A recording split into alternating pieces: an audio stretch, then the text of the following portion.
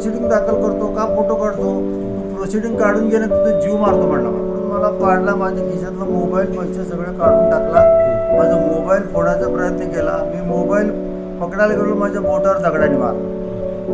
मग इथं माझा गळा दाबायचा प्रयत्न केला. मला इथं पण आहे, इथं पण हे केलं. मग तेवढ्यात मी ओरडू लागल्यानंतर आमचा मुनीम पळत पळत आला, त्याला बाजूला केला, मला बाजूला केला. अरे असं का करता म्हणून त्याला सांगितलं, समजून सांगितलं. आणि मग नंतर मग मी पोलीस स्टेशन. मी ॲडव्होकेट हर्षवर्धन आहे,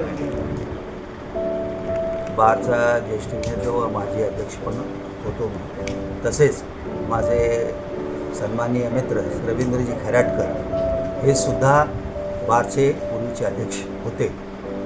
तर हा जी घटना घडलेली आहे ही जरी त्यांच्यामधला वाद असेल, न्यायप्रविष्ट असेल, पण एखाद्याचा जीव घेणे किंवा एखाद्याला शारीरिक दुखापत करणे न्यायसंगत आहे का?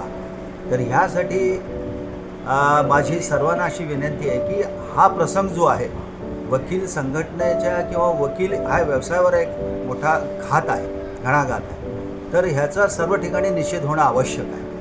नाहीतर काय होईल, जोही तो उडेल आणि न्यायाची अपेक्षा करून कायदे कानून पत्र, कारण का वकील लोक हे सुद्धा न्यायाचेच एक अधिकारी समजले जातात.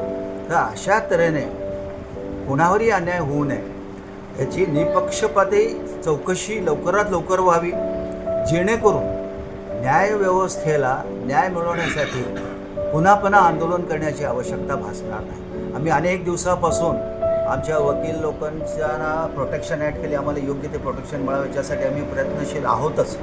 पण ह्या घटनेचा निषेध एवढ्यासाठी अत्यंत आवश्यक ठरतो की ही घटना आज त्यांच्या बाबतीत घडली, उद्या कुठल्याही न्याय मागणाऱ्या व्यक्तीविरुद्धसुद्धा घडू शकतं, वकिलाविरुद्धसुद्धा घडू शकतं. त्यामुळे न्यायासनाची इज्जत ठेवण्यासाठी जास्तीत जास्त कठोरतेने या बाबतीमध्ये चौकशी व्हावी व त्यानिमित्ताने आज जो आम्ही या गोष्टीचा आम्ही संपूर्ण बारतर्फे मनापासून तीव्र निषेध करतो व आजच्या न्यायालयीन कामकाजापासून सुद्धा अलिप्त राहण्याचं जे धोरण आहे त्याला माझा पूर्ण पाठिंबा आहे.